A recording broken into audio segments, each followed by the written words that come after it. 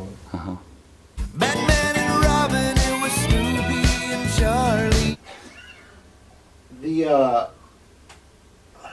Gotta keep your eye on the ball.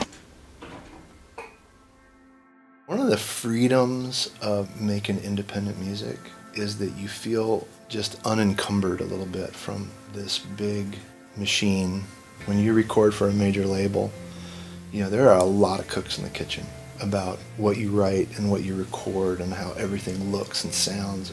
But one of the things that I've loved about this period of my life is that I think much less about music as a commodity, and I see it more as a companion to the things that I care about in my life.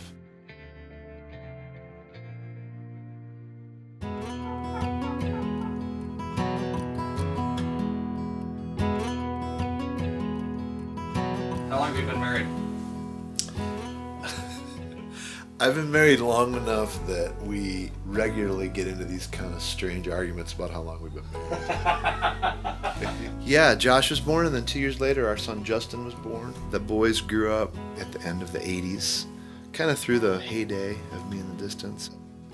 You know, adoption was something that I can honestly say was never on our radar. Something kind of started percolating in my wife's heart. And I'm not proud to tell you that the very first thought that went through my mind when she said, "Geoff, I'd like you to think and pray about maybe we should adopt," was I have to figure out how to stop this. But I went from not wanting to do it to we're supposed to do this. And we adopted Anna Grace, and then 2 years later we adopted Ashley Rose. You know, I kind of felt like it was just something I was going to do to help somebody. I just didn't expect it to help me so much. You can have my heart, all the love I have is here, and it is yours.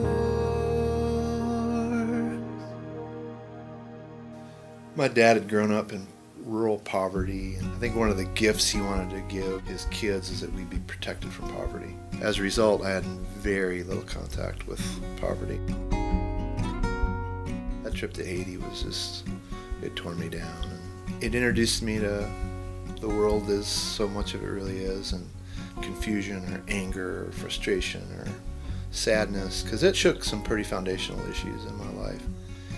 But that ministry's been like this great rudder, you know, because it's allowed me to see just the impact that a relationship with Jesus makes in people's lives. You know, that was the first of, golly, I bet I've been on 40 trips with Compassion since that trip to Haiti. And it's one of those things where I started out to help somebody, and, you know, I'll never repay those people for what they've taught me. I mean, at this point in my life, and I've talked to enough of my friends that I know a lot of us feel the same thing of really wanting to make every day count, wanting to be present in the moments that we're living in and not be caught up in just trying to get to a goal.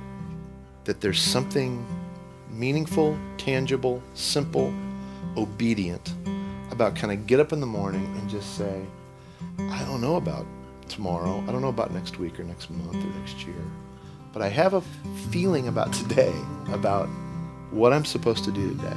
That is where contentment is born for me. If I found a peaceful place in my life, it's that. I've been thinking about my story.